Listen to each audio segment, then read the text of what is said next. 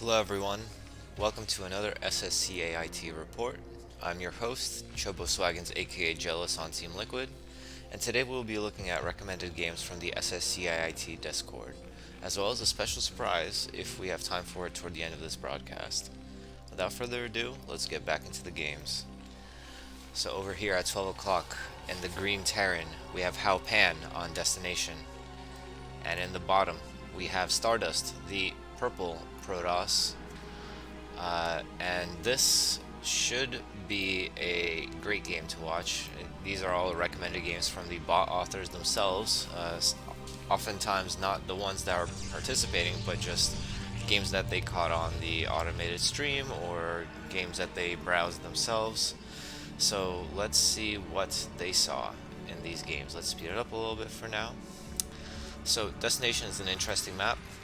It has been home to some very long-winded TVP games in the human sector. Some of the things contributing to this are the easy gases for the Terran player to hold, with the easy-to-wall chokes right here. A split map scenario that often happens as a result of the bridges here. And carriers, arbiters, huge mech armies, there are all options here. But as we can see, Hao Pan is actually opting for two barracks here. Let's see what the reaction is. It's going to be two gateways from Stardust, although that is not entirely unexpected given that this AI often goes for two gateway zealots into four or more gateway dragoons. Speaking of which, I did confirm with the bot author about our most recent broadcast that you had with me. They did make a mistake. Why was it chasing that, what was that about? It was chasing this little, what do they call it, cockaroo. They were those Marines were definitely just walking with it. Were they trying to use it as cover, maybe? Who knows? Anyway, Stardust author did in fact confirm that the 6 gateways was a mistake, a bug of some sort in the previous game. It usually is supposed to go to only 4, and 4 is actually the amount that is necessary in order to produce 4 gateway dragoon. I'm sorry, full dragoon production. Original StarCraft Brood War soundtrack, guys. I guess this is appropriate for these zealots running around here. Marines pushing up against these zealots. I feel like these zealots could win, but maybe they're fearing the micro capacity of Hao Pan's Marine control here. One Marine goes down, but a lot of shields have been poked down. One zealot is almost dead, in fact, and finally Dragoon production has started off with 4 gateways here. Let's slow it down a little bit. Actually, 5 gateways already coming up now for Stardust. Beyond that, I do want to mention that Stardust also addressed some other concerns that we had, or at least other questions that we had in the Discord chat. You should definitely go over there and check it out. See some of the responses that he made to the questions that I brought up, questions that you may also have had in the last broadcast. This is something I've rarely seen. I've never seen an amount of Marines that is almost equivalent to the Zealot Dragoon count, just pushing the Zealot and Marines back. Let's see what is going on behind this. We have a factory added. Is there an academy? No academy. It's just pure Marine production with a factory add-on and into a command center here. The Marines, I mean, ranged units in theory are easier to control than non-ranged units in terms of being able to kite and make the most use of their money. Clearly here, Stardust not efficiently, I guess not engaging in a way that it could be doing so. If it had walked down here like this and then made an arc, possibly could have at least pushed the Marines back and forced the room to take a nexus, which it probably should have. I mean, considering the fact that it's going up to 6 gateways once again. One of the other things that Stardust author did note to us is the fact that 22 probes is actually the optimal amount. That's exactly how many probes you need in order to have 3 on gas, 1 mining each mineral at all times, and 1 for building stuff. And finally, it looks like Stardust has decided that it has reached a critical number and it's going to move out against the Marines. Marines, without support of medics, stim, or mech, has no chance against this composition. And we're going to see... oh, what's going on here? What is going on here? Yep, that's going to be another pathing bug. This is the drawback of going Master Dragoons. Look at these guys.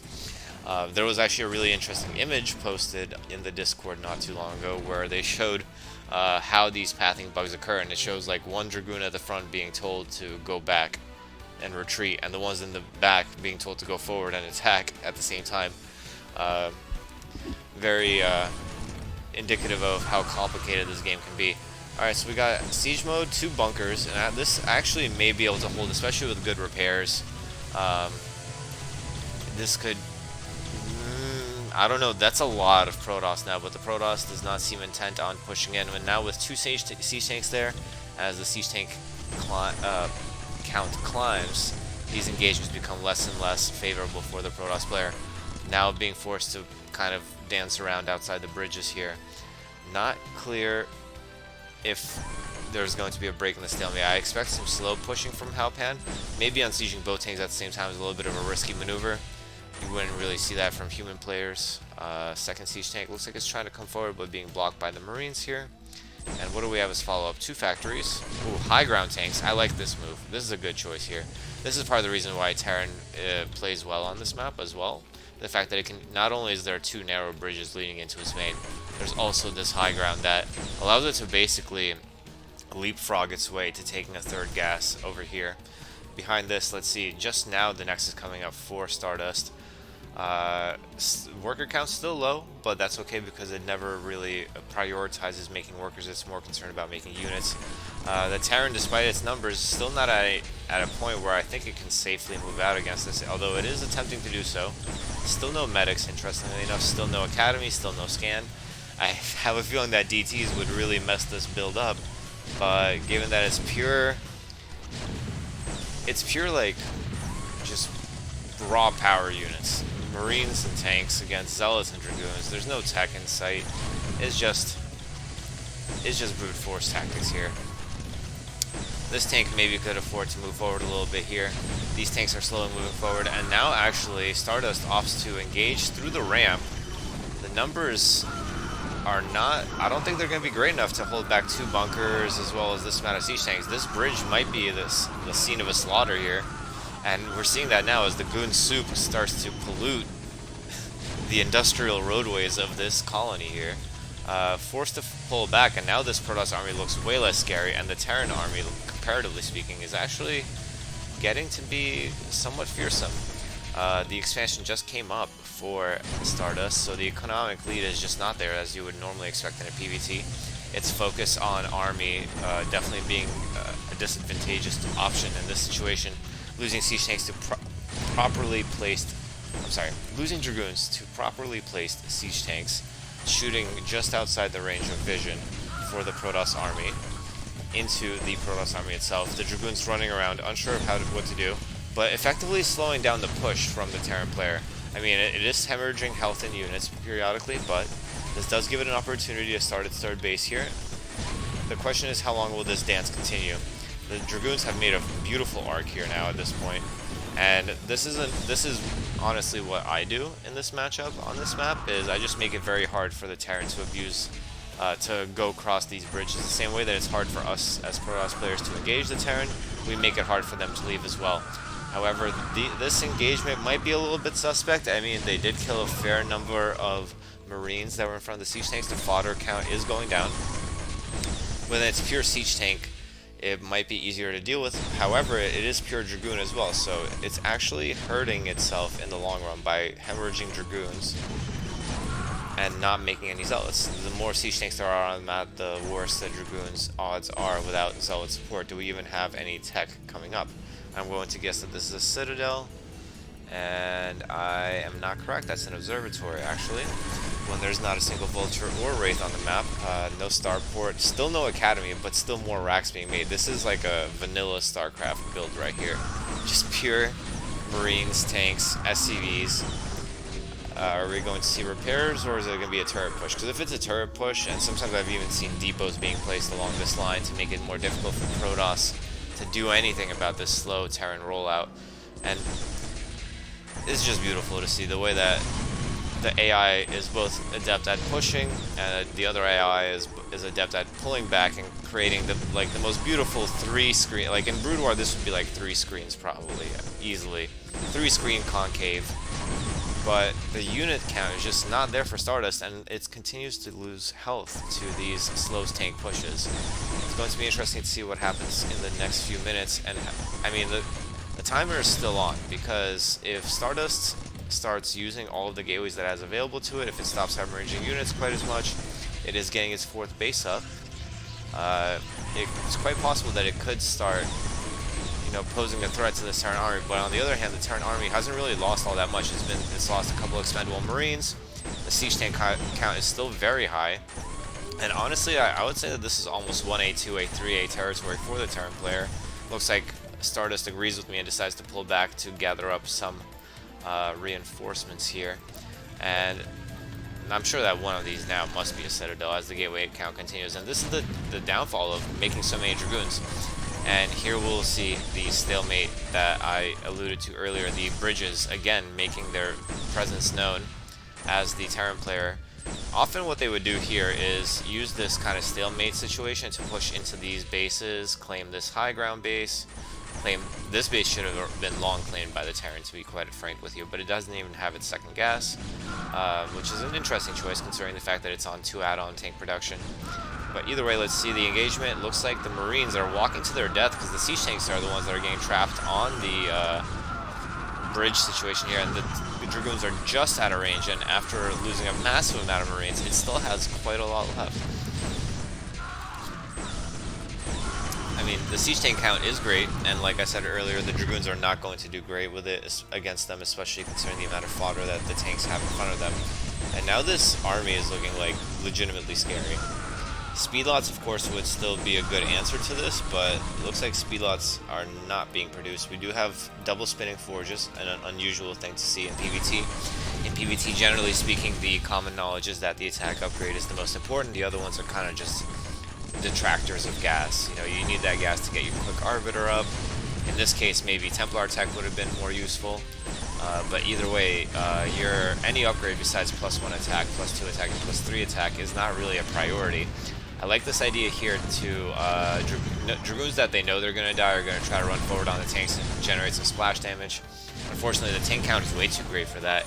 And this concave and retreat tactic has brought Stardust all the way deep inside of its own base. And it's actually long distance mining because this Nexus isn't even done yet. It's actually not even all that close. I'm surprised by that kind of movement error. But soon, these two bases are going to be in a great amount of risk if Hao Pan decides to pressure them with some low ground siege tanks. Definitely a possibility. But it seems like pure Dragoons is just simply not the answer against Hao Pan here. And after we spent the most recent episode examining all the ways in which Stardust absolutely decimates its opponents with pure Dragoon, now we're seeing the flip side of that, where pure Marine tank is going to mutilate pure Dragoon, which is very interesting to see. Sieging up now on the bridges. This position is so brutal for Protoss to be in. The natural is guaranteed to be dead, especially with no Zealots. It's impossible to break the bridges, but even with Zealots, it would be incredibly difficult to do so.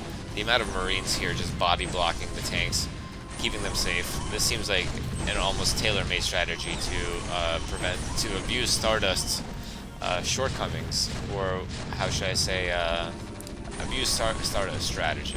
Its approach of units first, ask questions later, Dragoons, seems to be well countered by this composition and this approach to the game. I really like the faster command center behind all this from the Terran player. So let's speed up again, because it's going to be interesting to see how long it takes for the Terran to push up this hill. Is it going to take a third base ever at all? It doesn't seem... Oh, there we are. We're taking the mineral only, even though the mineral is still here, blocking the pathing, something that should be looked into. And look at this, just horrible death trap of an arc here. There's no amount of Dragoons that can beat this, I'm pretty sure. I think if you had 200 Dragoons, it would still lose to this army at this point. And maybe that's something that the creator of Stardust can take to the drawing board and reconsider about their late game plans. I mean, we do have Templar tech up. Do we still have no detection? Yeah, no ComSat, no engineering bay. Like, a couple of DTs would severely hurt this army, but it's not in the cards for Stardust here. And even though Stardust still is on the same amount of bases as his opponent, it does not seem very likely that it will continue to be that way for a long time. Interesting situation going on here, and actually the SCVs know to go around the long way to get to this mineral. Looks like some of them haven't quite figured it out yet though, and that's something that Hao Pan might actually look into. Something that could be improved for later. And I think it's just going to be a slow death from here on out for our ladder hero, Stardust, as Hao Pan continues to take down the buildings in the main base. The Dragoon count plummeting.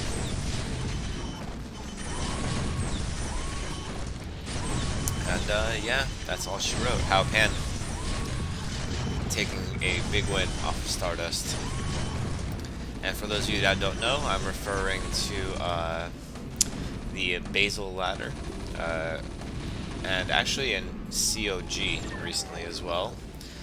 There was a tournament that went on, and Stardust, slight spoiler alert about COG, Stardust won that as well with a tremendous lead up against the other bots, and I do believe Hao Pan was part of that competition as well. So this may be, I don't want to say a one-off, I don't want to say an upset, but Stardust may win most games, but in this game it seemed like the map in conjunction with the build choice, it really worked in favor of the Terran player. And now we start seeing turrets being put up. Interesting positions for these turrets, by the way.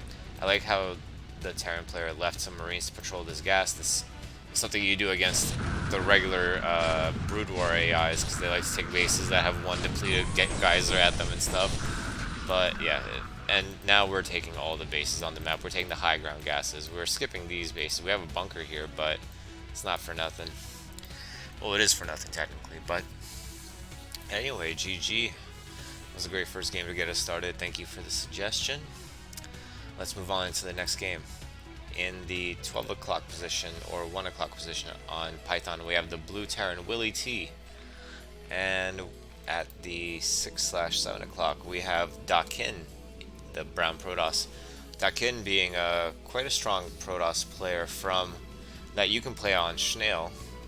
Not sure about Willy T. I haven't run into him yet in the past few days that I've been coming back to Schnail, but Dakin, I've definitely played a couple of games with them, and it's a pressure-heavy Protoss player.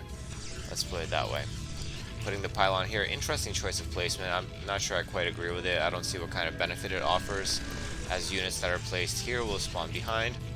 Gateway, similar situation. Looks like maybe it's going to go for like a disjointed placement of gateways, which is still okay.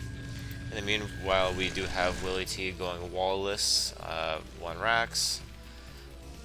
I wonder if the AI meta has developed to a point where zealot pressure is just redundant, because it's harder to program for zealot pressure than it is for marine kiting AI. Could be possible. A depot under the racks but not touching, which is an interesting choice. Actually, if you place the depot right here, the SCV pops out much closer to the mineral line. Could help with some efficiency in mining. And actually, I need to slow down, because this was a bunker expand, which is quite rare. Well, I don't want to say quite rare, but I don't often see bots do it in exactly that fashion. The factory is coming up, though. Meanwhile, for the Protoss either reacted, it probably reacted because it saw the bunker up front, or maybe just generally greedy, went for a Nexus. Although, in general, I've seen Dakin go for like Dragoon heavy plays. Oh, this is an interesting moment. The Dragoons run into the base, they can pick off tanks. Picking off the first tank would be so huge here. It's aiming for SCVs. The SCV is actually choosing to be the aggressor, but they're not picking off the last few shots on the SCVs. When is that tank going to come out? Oh, finally the tank is out. Are they going to pick it off? No, it looks like they're not deciding on it. They're going to run away. I mean, a fair amount of disruption down. Of course, disruption maybe does not mean it quite as much as it does for humans in some ways. You know, there's obviously no mental component to it. But I've noticed that some AI tend to pull a few more SCVs than they need to. They don't use them in the best possible way as well. So in this case, I think that it was a pretty good play from the Protoss. I mean, they did save at least 1 or 2 Dragoons here. Could have picked off a tank, but that's no tragedy there. 3 factories coming up very nicely against only 3 gateways. But oh, is this going to be a DT drop?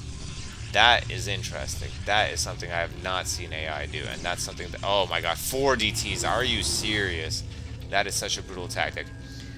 Okay, I want to say this is like again, no offense, but this is a classic noob mistake for ladder human players, is, you know, going all the way to this corner, all the way to this corner.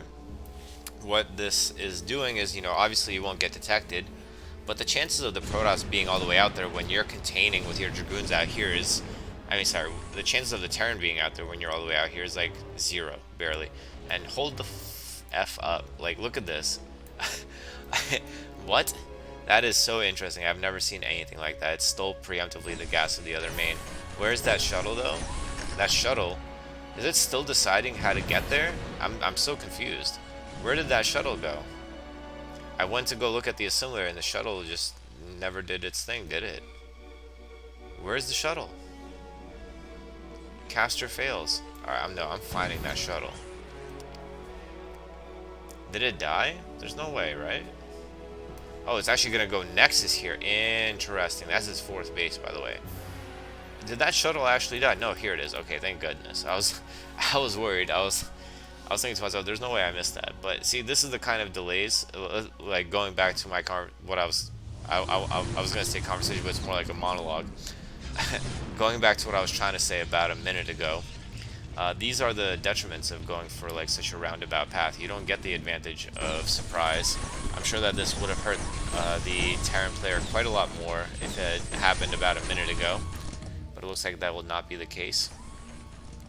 Terran actually, I think, is trying to set up that 3rd base as well, but it looks like the Protoss has sniffed it out with this errant and preemptive SCV.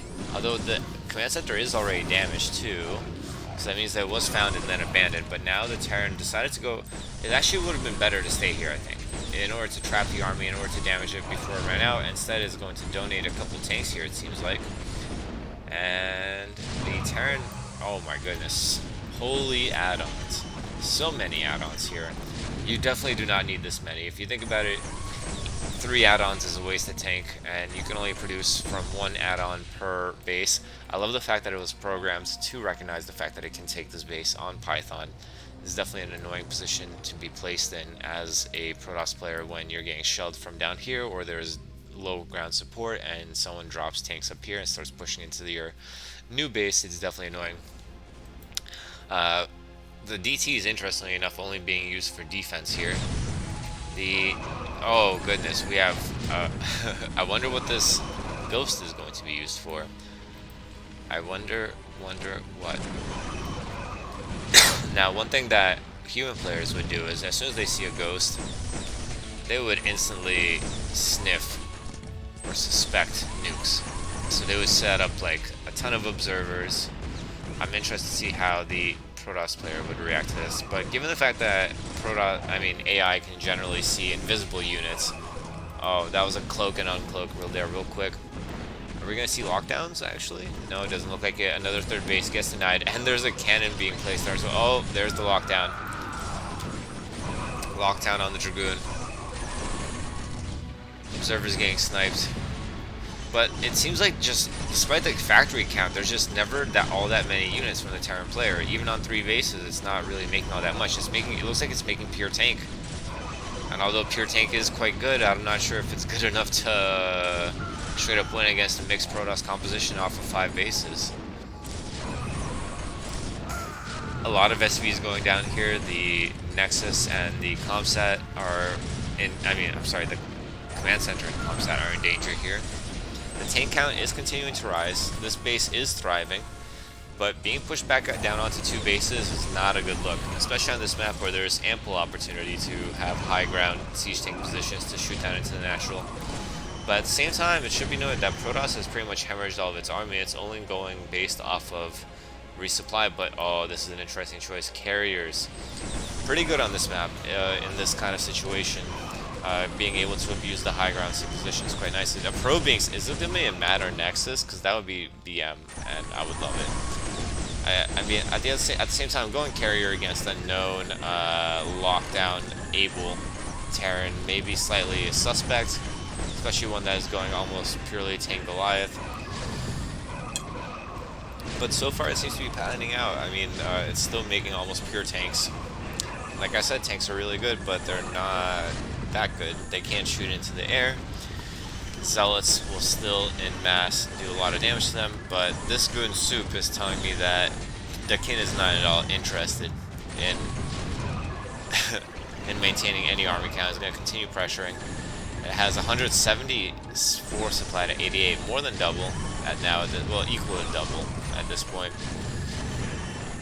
And shows no signs of slowing down. The main from Willy T is about to be mined out, and I'm interested what's going to come next. There's a drop ship there.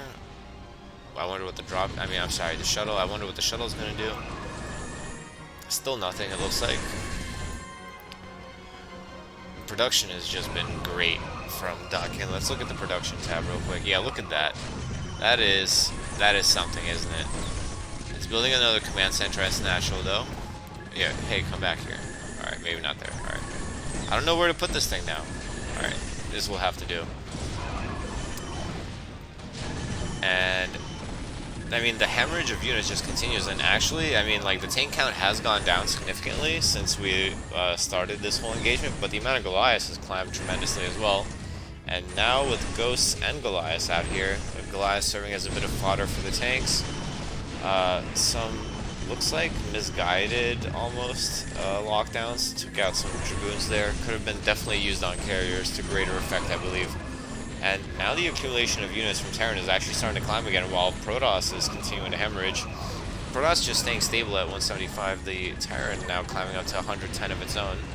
And almost, it looks like there's like no interceptors on these carriers. They can't even engage anymore. There's like one interceptor at a time, and they don't know to reserve their counts. And actually, a counter push from Terran could soon be a difficult thing for the Protoss to pull. It looks like the Terran set up its base just in time to transfer all the SCVs. That's quite nice. Maybe thinking about retaking this base again. I love the cute pylon cannon situation that we got here on each base, actually, with a forge upgrading to boot. Interesting things. And quite actually, the Protoss, it looks like it should be expanding, but it's not eager to do so, and it's actually quite low on minerals. These carriers are hemorrhaging minerals constantly, and now the Terran supply is starting to climb relative to the Protoss supply.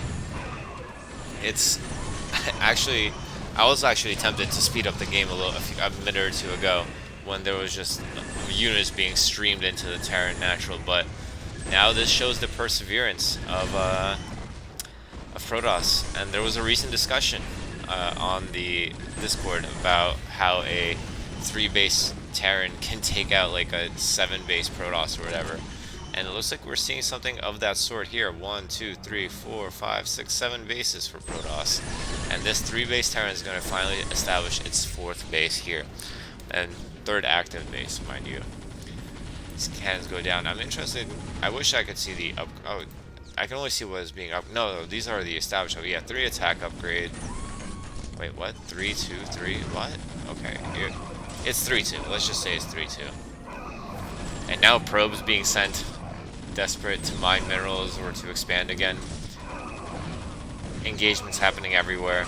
Terran pushing back against it looks like a Protoss wave of probes. 53 workers is actually quite a bit lower than you might want in this matchup as the Protoss player. 57 is close to the optimal for Willy T here, especially if he's sitting on only 3 bases, one of them about to be mined out. Protoss looks to be, generally wants to be at like 65 or more as far as I know. And it does not seem to be the case here. Terran actually taking their 5th base here, being attacked by probes who are hungry to expand there as well. So many mined out bases for Protoss. 3 bases already mined out. This one almost mined out. These 2 almost mined out. And it looks like the tides have definitely turned in this match as Dakin supporting the Dragoons, supporting the tank Goliath army with lockdown. I'm not quite sure if the investment was worth it, considering how expensive early Ghosts and lockdown and Ghosts themselves are, with Cloak, but it's definitely an interesting thing to see, and it has at least somewhat partially panned out. But Dakin is not out of this yet, still holding a solid supply lead here, starting to bank up a little bit more money. And taking out the 5th base and the 4th base of Willy T. Willy T now in dire straits. Now this tide has turned yet again. Half of a base here left, and the army is pushing back against this. It was almost unnoticed how, I guess it's the transition into Zealots in addition to the carriers that helped a lot, but again, the hemorrhage here has hurt Dakin a lot, and despite being now on 8 bases, I think, if I haven't lost count, Not enough money or time to produce interceptors. Dragoons being hemorrhaged into the Tank Goliath army. And it looks like we're going to reset neutral here. If shout out to all my melee folks out there. Although this isn't exactly neutral, this is still, I would call, like, shield pressure on ledge, but yeah, Terran's actually quite low on money now, so it's going to be interesting what happens here. I mean, Protoss still is mining quite healthily from quite a few bases, but if Terran can manage one more army out and maybe float a command center, it's possible that this game will continue, but as it stands, looks like the tide has finally turned again in favor of Dakin as Willy T falls below 100 supply for the first time in several minutes. Carriers dancing everywhere. Like, I think that the Terran has had just an insane ability to trade throughout this game. Like, fantastic trades against this Protoss army, but this is the evidence of the Dakin macro here. So many bases, sufficient gateways, production non-stop, and even if I hemorrhage all my units at you, I'll still eventually win. Maybe, probably. Looks like Terran's mineral count has been static for quite some time now, and no opportunity to take an expansion in sight as the endless stream of Protoss continues. Just as the tanks unsiege, a new batch of units arrive, and Dakin, continuing to pressure here, is going to slowly force the the Terran army to hemorrhage units one by one. Stuck at 48 minerals. I don't think there's going to be a counter push here, guys, and even though it was quite interesting for quite some time in the middle there, I'm starting to lose faith again that there will ever be a counter push from this Terran. Now down to 33, I guess that's from the repairs. Carrier goes down, should be noted, but now the Protoss taking every... Oh my goodness, are you kidding me? How the hell did this happen? The dropship came here and it squeezed through all these cannons. That is quite something. I did not expect that to happen, but it is quite a cheeky strategy. That is some galaxy brain play right there. And actually, I mean, the carrier count is down to 2. The interceptor count is about the same. The zealots are coming in. They're getting some Goliaths here and there with splash damage, but just when you thought it was over, I mean, it's still not making any CVs here, interestingly enough. And I wonder if this drop is gonna actually go achieve anything here, or if it's destined for these bases. I'm gonna trace this. I wonder, can I follow it? No, I can't follow it. I wonder where these dropships have been up to all games. Maybe I missed it. No, they keep dropping over here for some reason. It looks like to like defend these bases, which are mined out. It's hard to tell. We might have to ask Dakin about this. But yeah, with the repairs constantly forcing this bunker to hemorrhage health, and therefore no additional income besides this one SCV on the bottom, this poor soul worker supporting the entire economy of the Terran on the world of Python. It reminds me of that meme where there's like one guy digging a hole, and then there's like a architect and a chief engineer and like the CEO, and everyone's just like standing in a huddle watching him, and there's just one dude doing all the work. That's what this guy is right here. He's the everyman. He's Builder Bob. He's the blue collar blue Terran. There you go. I don't know. Trying to force myself to think of a title for this video in the middle of the game, but looks like this is now finally just about wrapping up. I mean, Dakin, it's not elegant, it's not pretty, but it gets the job done, and it is going to brute force the rest of this Terran base down into oblivion.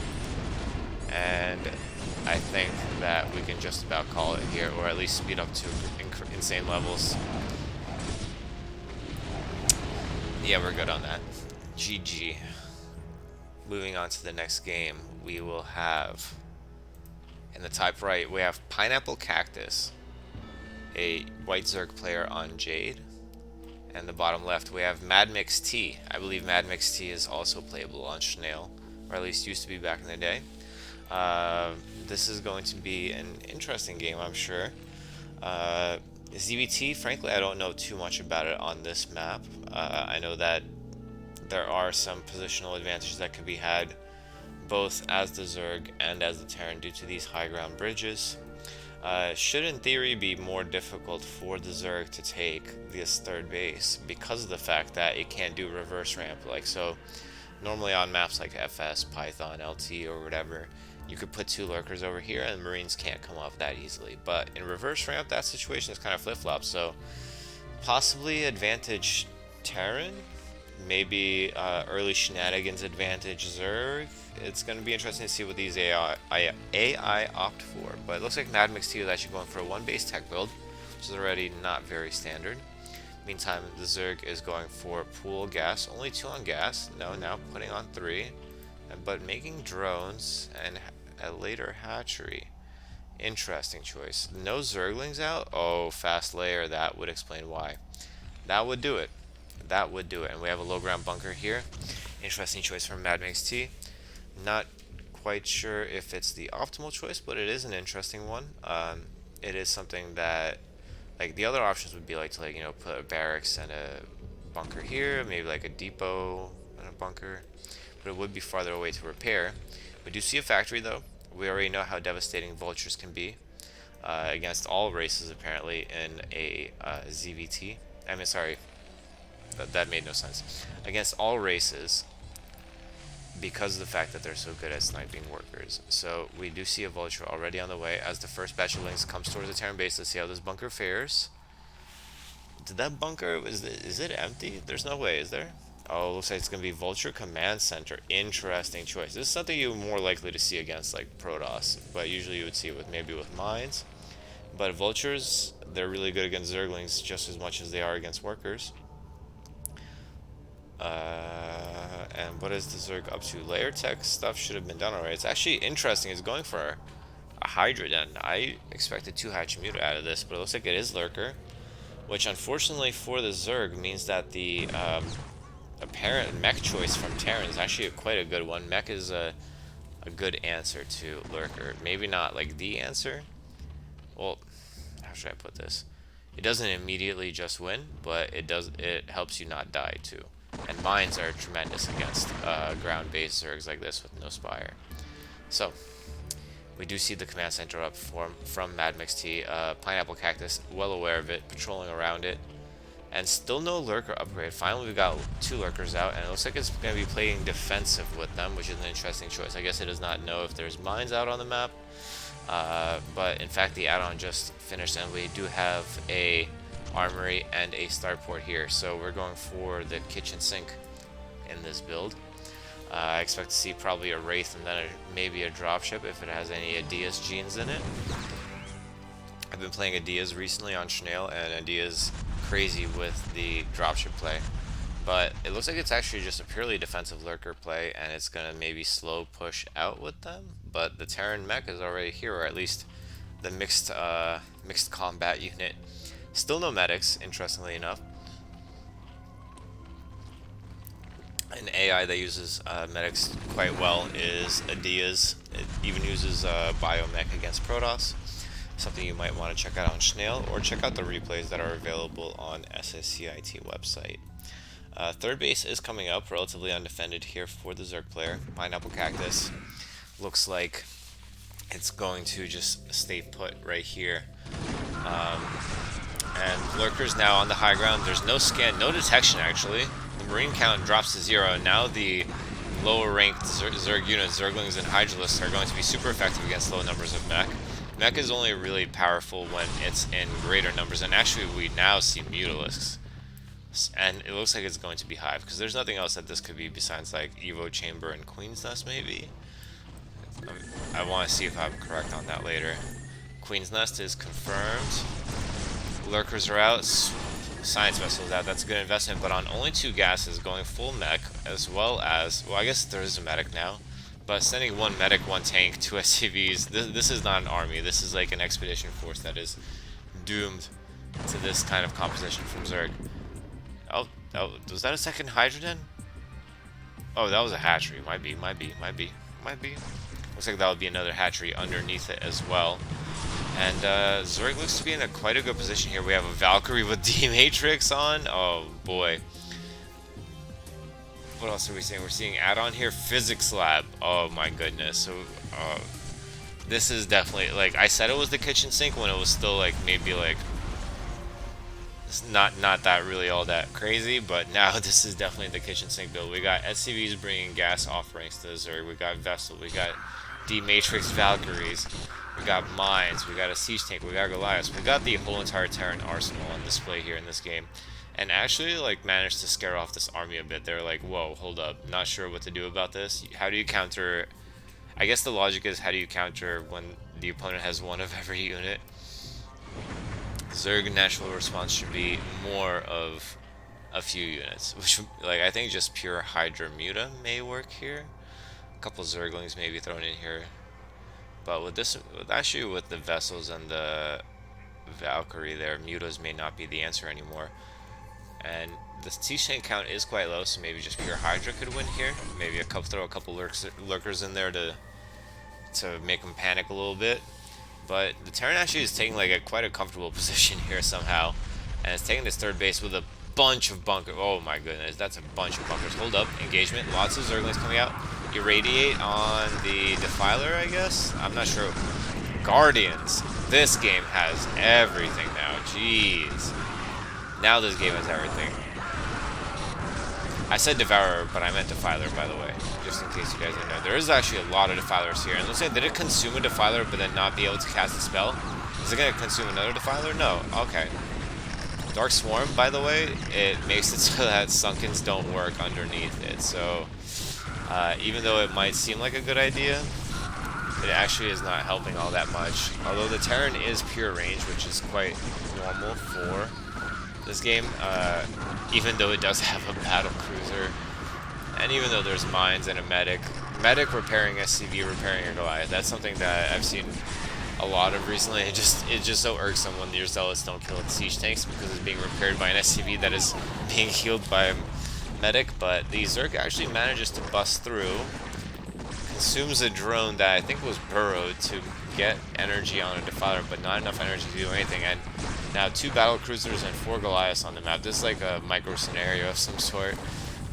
The battle cruiser count actually keeps climbing. Two starports producing 3 factories. Another starport? Is this one for Wraiths? Are we going full air? And I'm quite curious about these burrowing drones, so I guess they're trying to transfer over here to start mining, but they never quite make it there. And now we have Ultras from Zerg. This game has everything. Oh, jeez. That is fantastic. I mean, Zerg looks like it's keeping a watchful eye on expansions. It actually knows about this one. It looks like it engaged it a few times here. But Terran on 4 base against Zerg on 4 bases generally fares better for the Zerg player. I'm sorry, Terran player. Although Terran with these battlecruisers must have a ton of kills because they're picking off Zerglings left and right. Terran mech is climbing in supply, and let me see what the upgrades are like. 2 ground, 1 air, 1 ground armor. Interesting choices. I think that is battle cruiser energy, but no Yamato, which is also quite interesting. I guess the money not quite there yet. And actually, speaking of money, Pineapple Cactus floating quite a few minerals here. Maybe needs some more macro hatcheries. A bit low on gas. Only 2 on gas here, it looks like, which is an interesting choice. And it takes drones off of gas for some reason to build. But the Zerg, I mean, even though it's continuing to hemorrhage units, it looks like it's actually making up for that fact by a greater production and having a greater bank. Terran has mined out of its main, the natural as well. And Zerg has taken a 5th base, so like maybe a slight turn of the tides here. The battlecruiser count is not really climbing all that rapidly, at least not as fast as I expected, but drones are being hemorrhaged away repeatedly. Scourge are being thrown haphazardly into this army.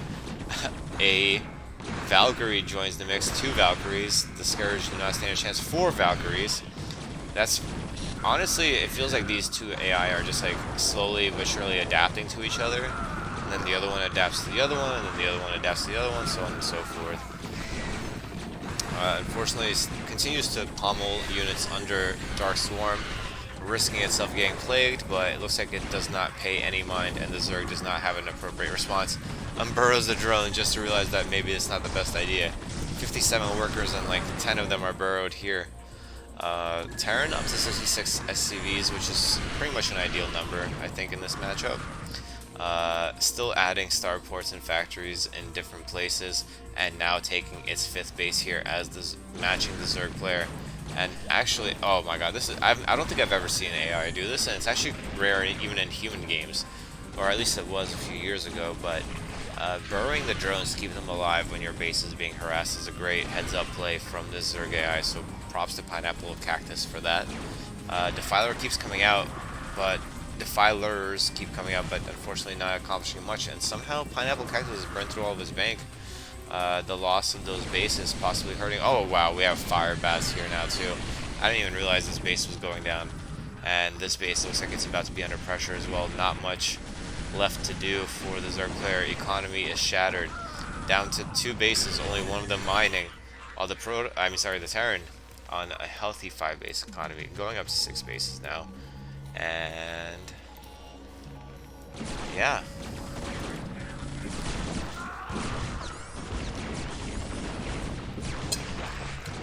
Okay, so looking at the time now, unfortunately I'm quite certain now that we will not have time for the surprise that I had in store for you, but we will hit that next time. And this time we got to see some fantastic games, some unique games, some interesting games.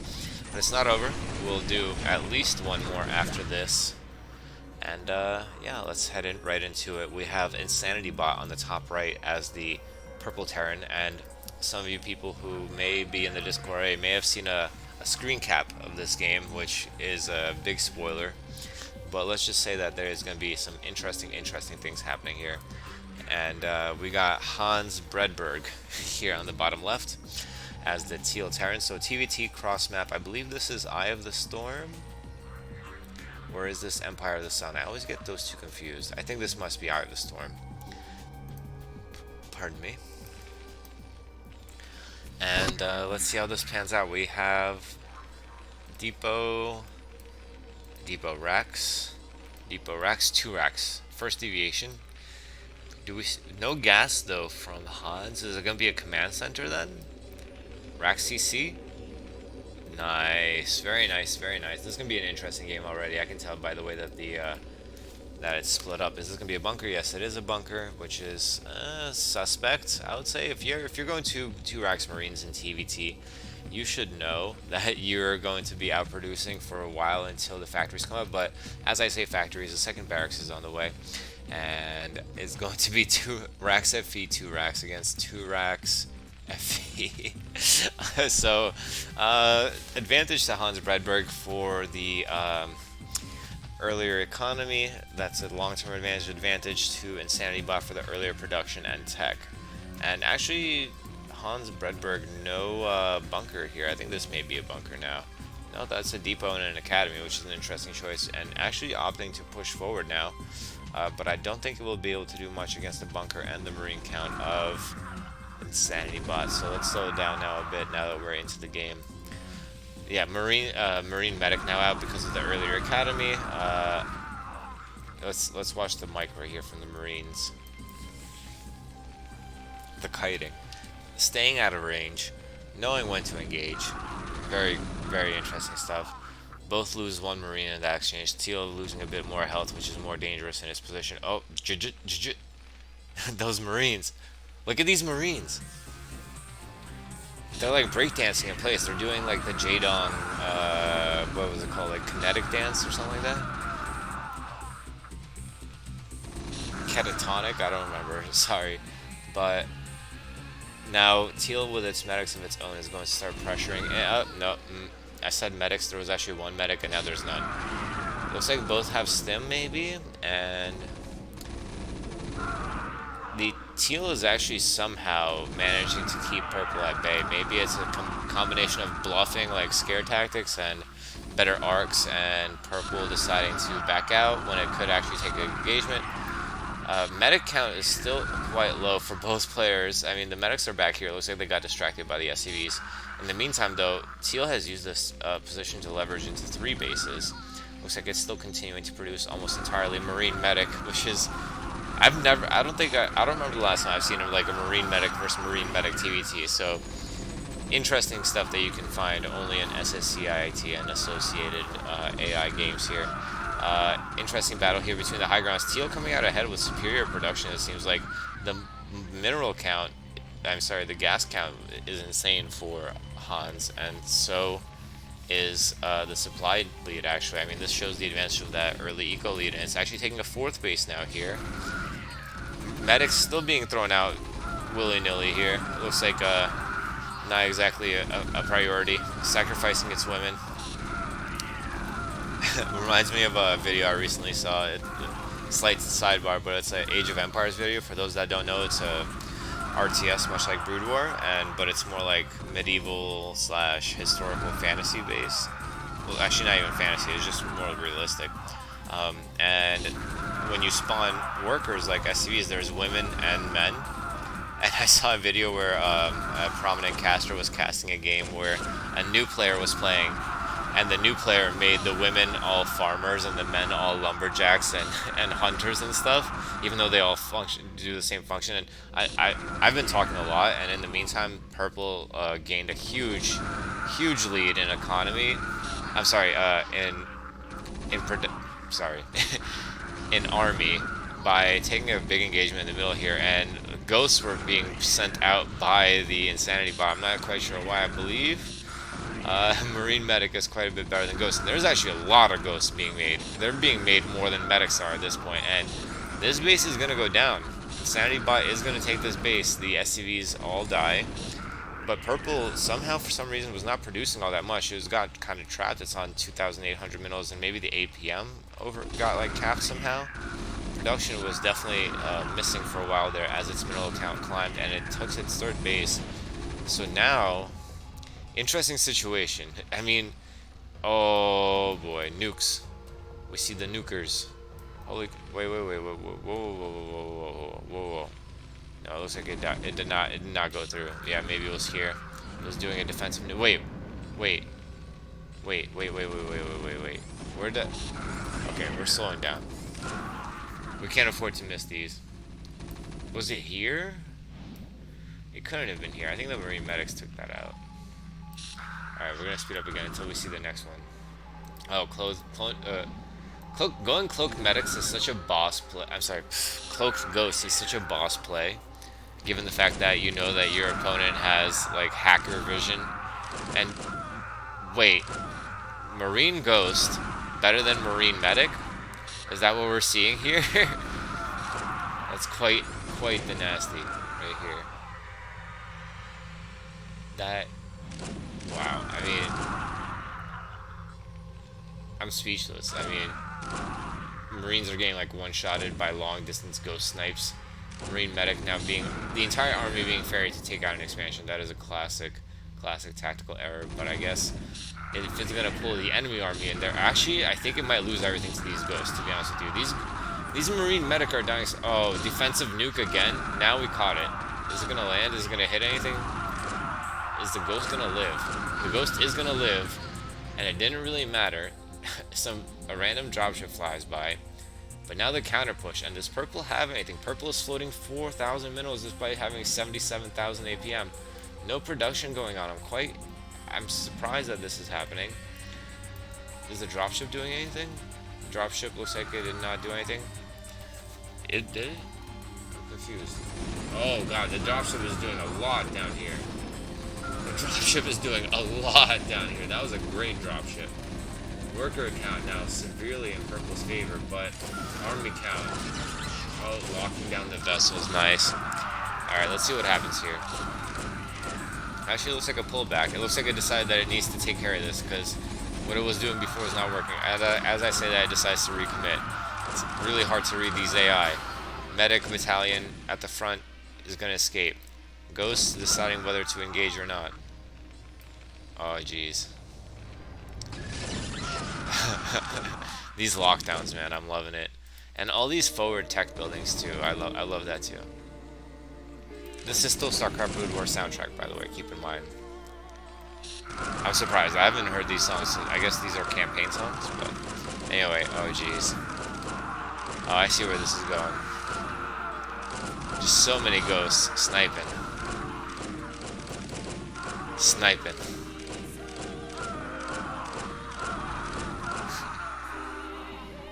This music is almost, oh jeez.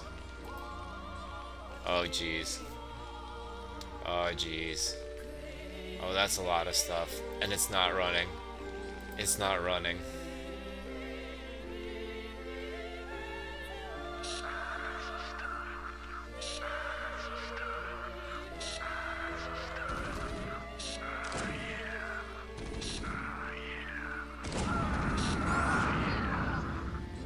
Ah, beautiful. Beautiful. I couldn't have, the timing from the music, and I couldn't have done it better myself. What a game. Are we seeing another one? Or is this one gonna go? It should be somewhere here, shouldn't it? Oh, God. Irradiate, really? Interesting. I mean, those are some hefty irradiates for 75 minerals. It's not a defiler, but, I mean, 75 gas. It's not a defiler. Oh, jeez. Is this one gonna go too? Yeah. Oh, it looks like it's gonna happen. Oh my God. That's so brutal. These trolls. They're so... Oh God, there's gonna be another one. Oh God. I'm so happy I got to this game, guys. I'm so happy.